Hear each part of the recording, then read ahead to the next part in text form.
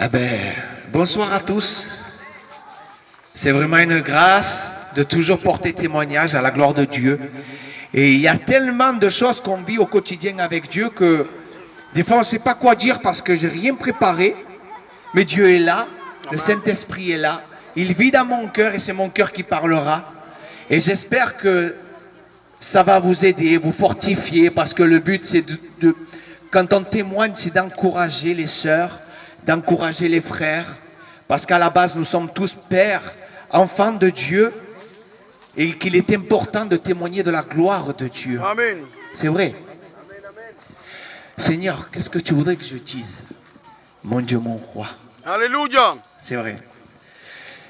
Ben, je vais vous partager ce que je vis en ce moment dans ma vie spirituelle, et j'espère qu'à travers ça, vous pouvez vous reconnaître et ça va vous fortifier. J'ai compris une chose qui était très importante dans la parole de Dieu, c'était de pouvoir la mettre en pratique. Et c'est là où elle devient vivante, la parole, dans une vie. C'est là où on arrive à comprendre et à saisir les choses dans une vie chrétienne. Par exemple, comme vous le savez, on évangélise avec les frères. Et c'est vraiment une grâce parce que j'ai pu comprendre combien les gens étaient méchants. Quand la Bible parle de la méchanceté, je ne comprenais pas jusqu'au jour où j'ai évangélisé. Devant des personnes qui demeurent encore dans le péché. Et quand je leur parlais de Jésus, quand je leur apportais la lumière, quand je leur parlais de l'amour, quand je leur parlais de la vie éternelle, quelque chose de rebelle en eux venait m'attaquer et en parole ils jetaient des pierres, comme ça. Mais gloire à Dieu, Amen. parce qu'il m'a appris à utiliser le bouclier. Parce que je me mettais à l'avant, moi, par ma chair, même que je veux bien faire les choses, parfois, on veut faire bien les choses, même qu'on les a présentées à Dieu. Quand on arrive, les gens nous disent quelque chose et ça nous fait beaucoup mal. La foi, elle en prend un coup. Et le Seigneur m'a dit, repose-toi, laisse-moi faire. Je suis ton bouclier. Et à chaque fois qu'une personne, on va dire, avait des paroles qui auraient pu me blesser, je me souviens de cette parole qu'il est écrit que heureux ceux qui seront calomniés, heureux ceux qui seront insultés, heureux ceux qui iront dans les places publiques et qui parleront de moi, ceux-là sont mes enfants. Et ça c'est mon bouclier. Pourquoi je dis ça? Parce que pour que vous sachiez, mes frères et mes sœurs, que c'est vrai qu'il y a des paroles qui blessent, même si c'est de la famille, même si c'est dans le couple, même si c'est dans les enfants, même si c'est entre nous frères et sœurs, il y a des paroles qui blessent. Mais sachez que la parole, elle est un bouclier, mais aussi elle sait soigner le cœur. C'est vrai. Parce qu'il y a une parole qui est forte qui dit, supportez-vous les uns les autres, aimez-vous les uns les autres. Mais quand il dit les uns les autres, c'est pas non seulement de la même église, mais de toutes les églises, de tous les caractères, de toutes les races. Et ce qui est important, je pense pour moi, et ce que j'ai appris dans le Seigneur, c'est de briser la mentalité, de briser la mentalité, de briser la culture. Parce qu'en Christ, il n'y a pas de race. Nous sommes enfants de Dieu. Mes frères et mes sœurs, si je peux vous aider dans ce sens-là, aimez-vous, mais pas comme la famille, pas comme la chair. Aimez-vous comme Christ a aimé l'Église. Amen. Il s'est donné à la croix. Je vais vous donner un petit témoignage pour que vous puissiez comprendre. Ma femme n'était pas convertie. Et j'ai reçu Christ. Je suis l'homme de la maison. Et j'ai tout fait pour que ma femme soit sauvée. Et pour garder un bon témoignage, je ne pouvais pas participer à tout ce que présentait l'Église. Ça veut dire les jeûnes, les prières longues du soir, manger ensemble. Et je leur disais, non, je ne peux pas rester. Je vais rester auprès de ma femme pour lui porter bon témoignage. Et j'avais l'envie d'y aller. Mais non, je ne pouvais pas. Et à chaque fois, je disais non, non, non, non. Non, pour gagner ma femme. Aujourd'hui, elle est convertie. Amen.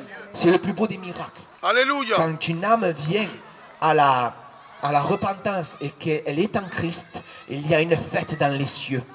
Ce qui est beau, c'est qu'ils ne disent pas le temps de la fête. Autant encore, ils font la fête aujourd'hui. Et pour chacun d'entre nous, je crois que c'est pareil. Qu'est-ce que je veux dire? C'est que il a fallu que, quelque part, entre guillemets, vous allez me comprendre, que je me rabaisse, parce que je n'avais pas l'habitude de dire ça, que je me rabaisse pour gagner une âme, pour la sortir des flammes. Vous voyez? Christ est descendu de son ciel de gloire pour gagner l'Église, pour gagner l'Église, pour gagner chacun d'entre nous, par amour. Donc ce que je veux vous dire tout simplement, c'est que apprends-nous à nous aimer, par respect à Dieu. Parce que des fois, dans la pensée, on peut penser des mauvaises choses. Et c'est bien de s'en repentir, je pense. Parce que des fois, vous savez, on peut juger une personne, c'est facile. Hein? Vous savez, tout le monde est critiquable. Gardez-le toujours à l'esprit. Tout le monde est critiquable. On ne peut pas critiquer un autre, parce que tout le monde est critiquable. Vous voyez? Et Dieu m'a appris quelque chose avec la paille et la poutre. Ça m'a plu, Seigneur. Parce que regardez des fois, il y a un frère, il fume. Admettons, ok? Il a du mal.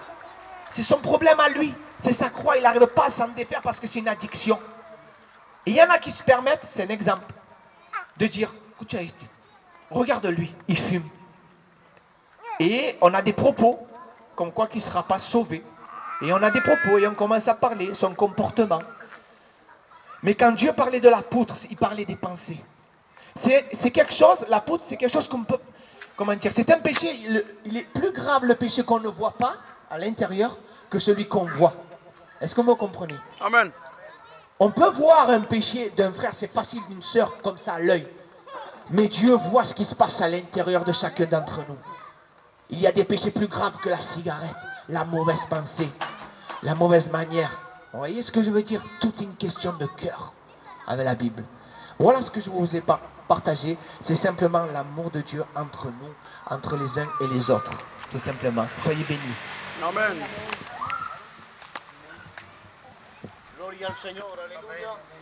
Que Dios bendiga a nuestro hermano Christophe, amén. Lo que Dios pone en su corazón ha dado testimonio de lo que él, su experiencia, de lo que él ha vivido. Gloria al Señor. Amén. Él está hablando del arrepentimiento.